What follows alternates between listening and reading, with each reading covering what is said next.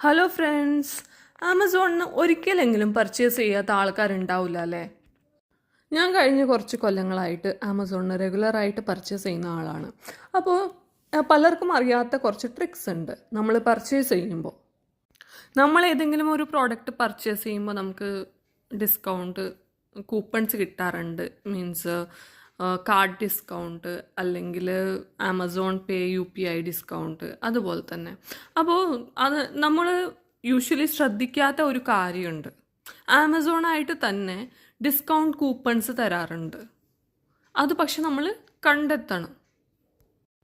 ചില സമയത്ത് നമ്മൾ ഏതെങ്കിലും ഒരു പ്രോഡക്റ്റ് എടുത്താൽ അതിൻ്റെ പ്രൈസ് ടാഗിൻ്റെ ഒക്കെ അടിയിലായിട്ട് അത് തന്നെ ഉണ്ടാവും 500 റുപ്പീസ് ഡിസ്കൗണ്ട് അല്ലെങ്കിൽ 200 ഡിസ്കൗണ്ട് എന്നൊക്കെ.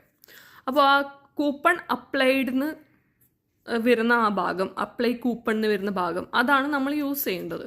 ഓക്കെ, നമ്മളിപ്പോൾ ചെയ്യേണ്ടത് എന്താണെന്ന് വെച്ചാൽ സെർച്ച് ബാറിൽ പോയിട്ട് ക്ലിപ്പ് കൂപ്പൺസ് എന്ന് സെർച്ച് ചെയ്യണം. അപ്പോൾ ഇതുപോലൊരു സ്ക്രീൻ കിട്ടും. എന്നിട്ട് ആമസോൺ കൂപ്പൺസിൽ ഓപ്പൺ ചെയ്താൽ ഇതുപോലൊരു സ്ക്രീൻ കിട്ടും.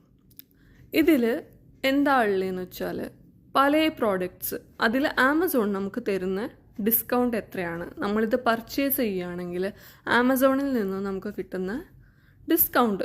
ചിലതിൽ കുറവായിരിക്കും, ചിലത് നല്ല ഡിസ്കൗണ്ട് തരുന്നുണ്ട്. അപ്പോൾ നമ്മൾ ഈ ഓപ്പർച്യൂണിറ്റി യൂസ് ചെയ്യണം അല്ലേ? അപ്പോൾ ഞാൻ ഇന്നൊരു സ്പീക്കർ പർച്ചേസ് ചെയ്യാനാണ് പോകുന്നത്. അപ്പോൾ ഈ സ്പീക്കറിൻ്റെ യഥാർത്ഥ വില 5699 ആണ്.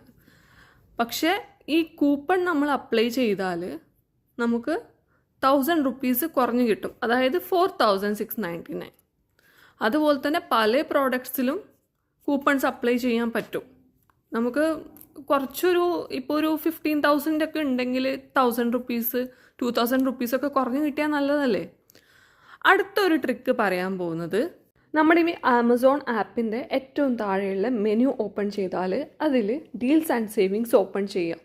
അതിൽ നമ്മൾ സ്ക്രോൾ ഡൗൺ ചെയ്താൽ ക്ലിയറൻസ് സ്റ്റോർ ഉണ്ട്. അതായത് നമ്മുടെ കട കാലിയാക്കൽ വിൽപ്പന പോലെ തന്നെ ആമസോൺ എന്തൊക്കെയാണോ ഒഴിവാക്കാൻ നോക്കുന്നത് അതൊക്കെ ചെറിയ വിലയ്ക്ക് അല്ലെ കുറഞ്ഞ വിലയ്ക്ക് ഇതിൽ കൊടുത്തിട്ടുണ്ട്. ഇനിയും കുറേ ആമസോൺ ടിപ്സ് ആൻഡ് ട്രിക്സുമായിട്ട് വീഡിയോസ് ഇടുന്നതാണ്. ഈ വീഡിയോ ഇഷ്ടമായെങ്കിൽ ലൈക്ക് ചെയ്യണേ.